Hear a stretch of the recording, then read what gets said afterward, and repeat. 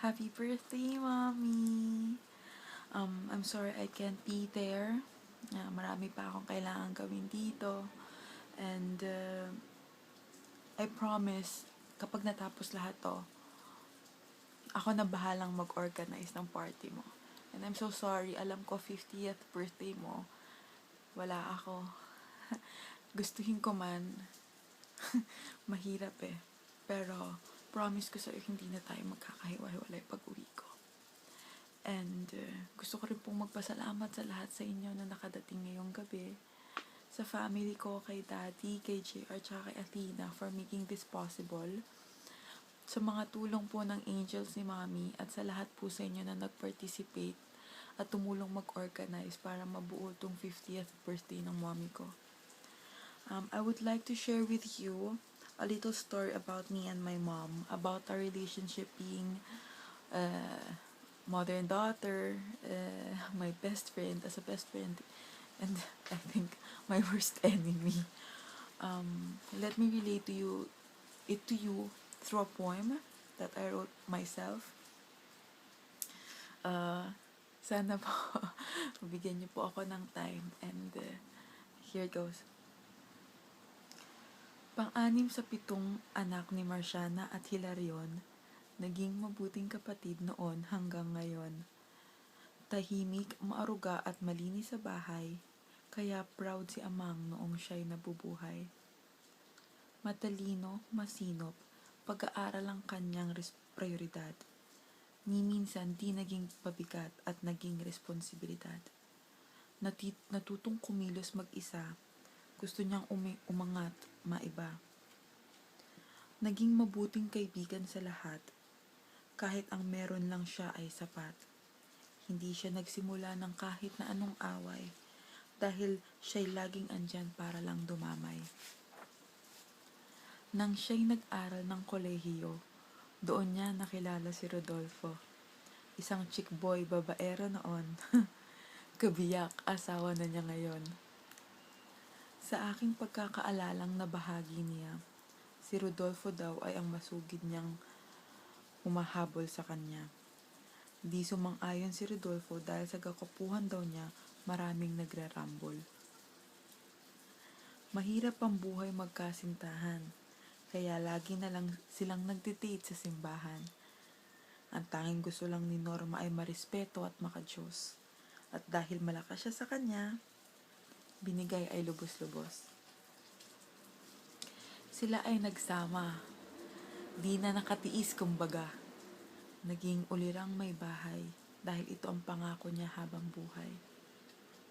Nagkaroon ng bunga ang pagsasama.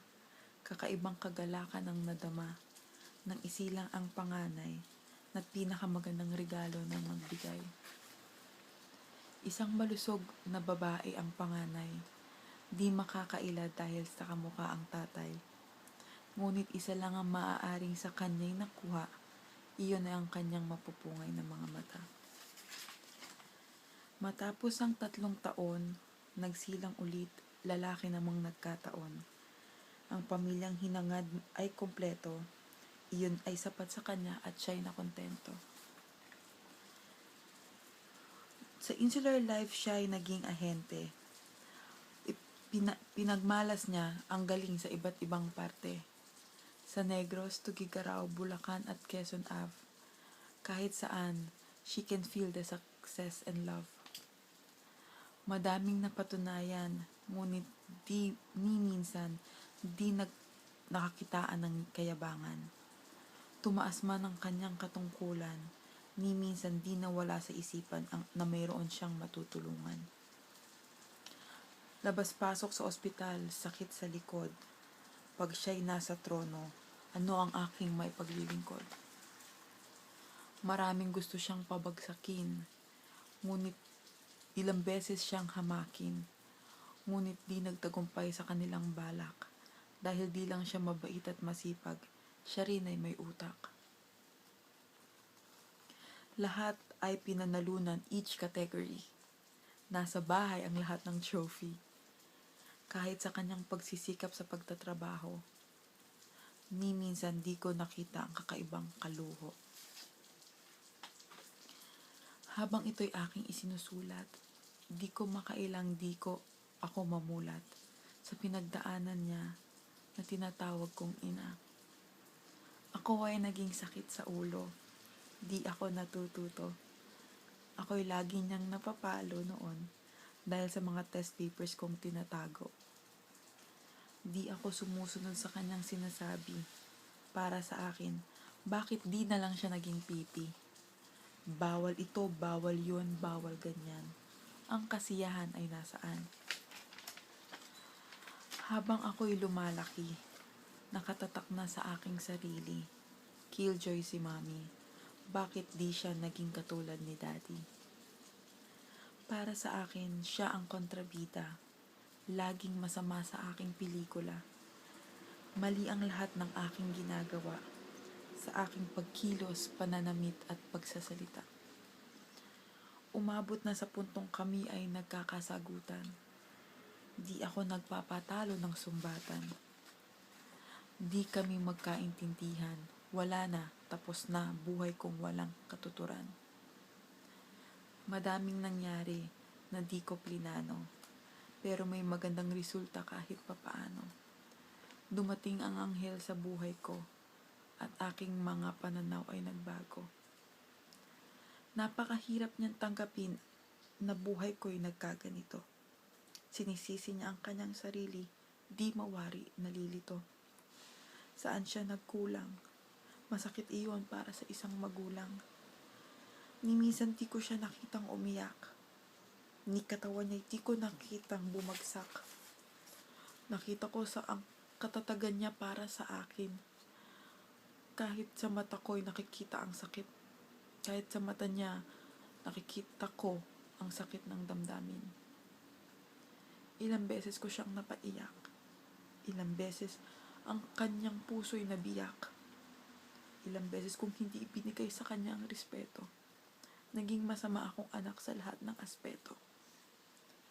Pero lagi niya akong tinatanggap na parang la siyang masamang saking hirap. Nadama sa aking hirap. Kinakalimutan niya ang lahat-lahat para maibang kabanata naman ang aming maibuklat.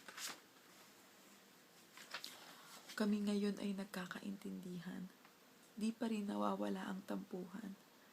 Pero tuwing naalala ko ang kanyang sinabi, "Anak, kaya binigay sa'yo si Athena ng maaga para ma-realize mo kung ano talagang ibig sabihin ng ina.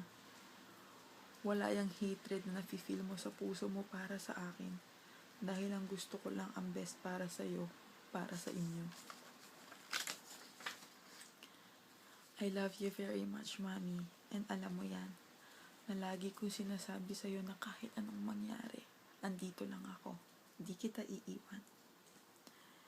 Di mo na kailangan magtrabaho, pero di ka tumitigil para sa amin ni JR and Athena. Thank you for always being there for us. For me, to give me advices when I'm lost. Thank you for giving me options in life. For picking me up every time I fall. Thank you for believing in me and understanding my moods. For teaching me to value family. Thank you for pushing me to do my best. Thank you for not giving up in times that I don't know what to do. Thank you for taking care of Athena, for teaching her everything about life. Mommy, I can say all the things about you. Good things. Adjectives are endless. But let's make this one short, kahit na mahaba na yung sinabi ko. You are my superwoman. Alam ko she does not exist. Pero you embodied her. You're a daughter, sister, wife, mother, grandmother, insurance agent, unit manager, housewife, friend, server of God, pharmacy owner, teacher ni Athena, suki ng UERM, cook, katulong, planchadora, labandora, o ikaw na lahat. Ano pang kulang? Mommy, enjoy your life. I thank God for all the hardship that we encountered, and we are still blessed at andyan pa tayo. kahit sakitin, you accomplished so much for 50 years. God is good. You helped your family and others to become successful. A good example and a good follower of God. I love you, Mommy. Can't wait to be with you soon. Happy birthday. I'm so, so proud of you. I love you. Happy birthday. Enjoy your birthday.